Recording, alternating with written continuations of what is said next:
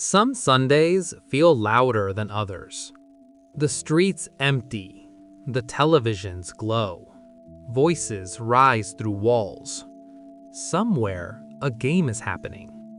And for many people, it feels important. But not for everyone.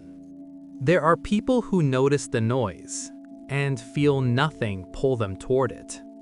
No tension, no anticipation. No need to check the score. Just distance. This isn't rebellion. It isn't superiority. It isn't confusion. It's simply absence. The absence of attachment. They understand the rules. They know what's at stake. For others, they just don't feel it inside themselves. While millions lean forward in unison, they lean back, not because they don't care about people, but because their nervous system doesn't light up for borrowed victories.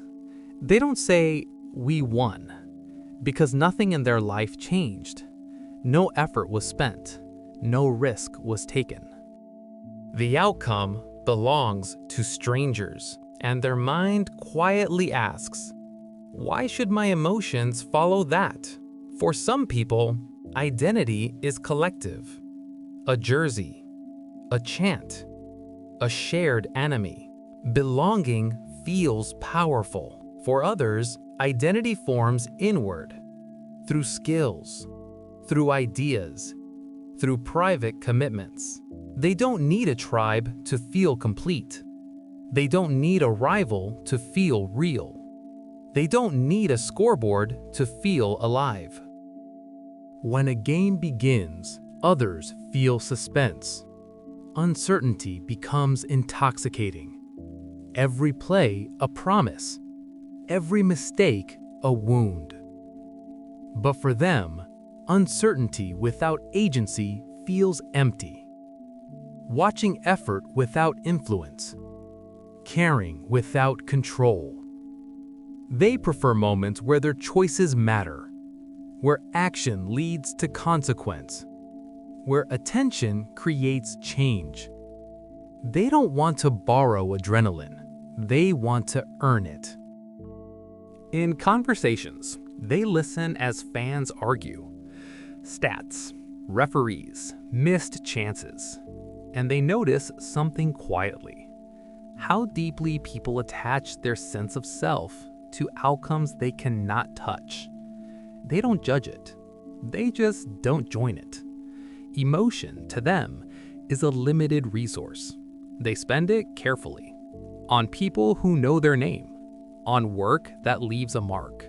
On moments that respond when they show up.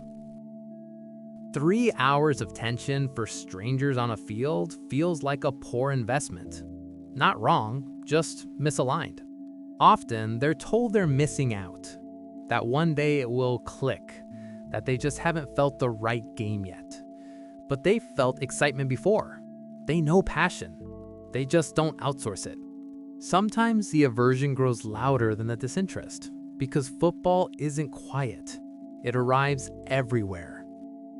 Screens, ads, conversations they didn't choose.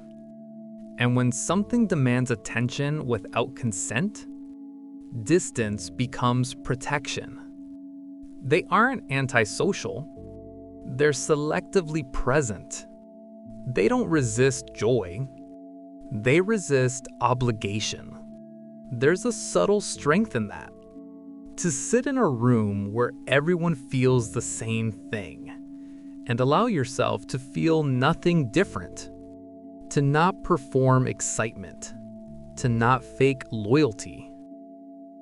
To not translate silence into shame. People who don't care about football often live inside their own rhythm.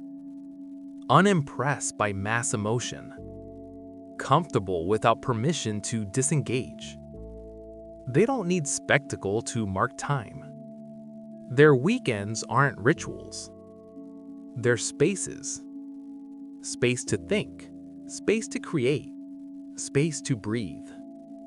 They don't hate the game, They simply refuse to confuse watching life with living it. And in a world that constantly asks, "Did you see it?" they quietly answer, "No, I was somewhere else." And for them, that was enough.